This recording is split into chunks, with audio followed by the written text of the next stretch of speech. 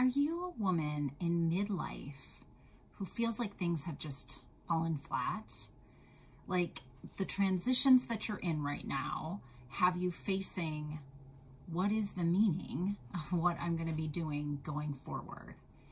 You had an idea of that before. It was pouring yourself into family, your job, community. And yet now, as you hit midlife and family looks different and work looks different and even community looks different, you're kind of at a loss as to what to do next. Hi, I'm Dr. Natalie Marr. I'm a clinical psychologist and a life transition expert, and I know what you're feeling right now. It's when inspiration is not meeting action. So let me talk about this. We are meaning-making beings as humans. We need to know that we have purpose. And when we feel like we are not purposeful or not in alignment with our purpose, which is really what's happening during major life transitions like midlife, we kind of feel like we're at a loss. For some of us, that gets really desperate, even depressing. For others, it just feels like we're in a funk or a slump. So here is my little bit of advice to you. First, know that you're normal, always. If you're feeling like you're falling flat as a woman in midlife, it's expected. I mean, come on, everything about how you're going to make meaning is going to look a little different as we age, right? And we know this cognitively, but somehow it just isn't hitting home right in our hearts. So my tip for you is this. I want you to remember that it should be joyful for you to share the truth that is you. You are a unique person. There is almost 8 billion people on Earth right now, and you're literally the only one that's you.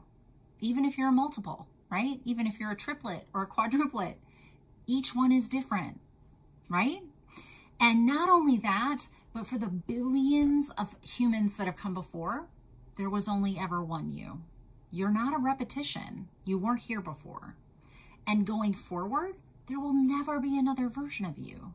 So know that you have something special that you bring to this world. We all lose sight of this. Even I do.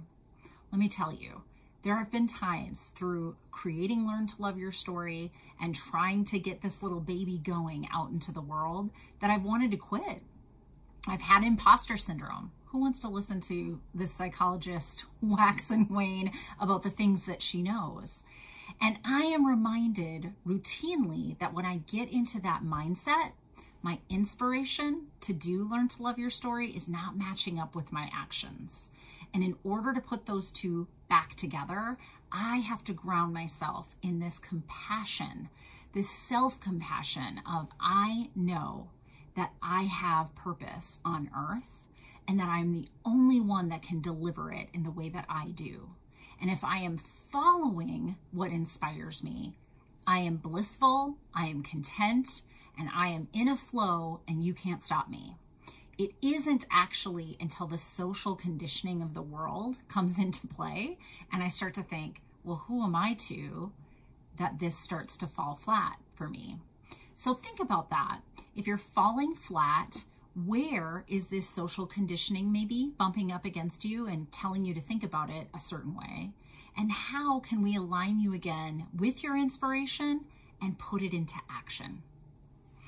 Stay compassionately self-aware, and you too can learn to love your story.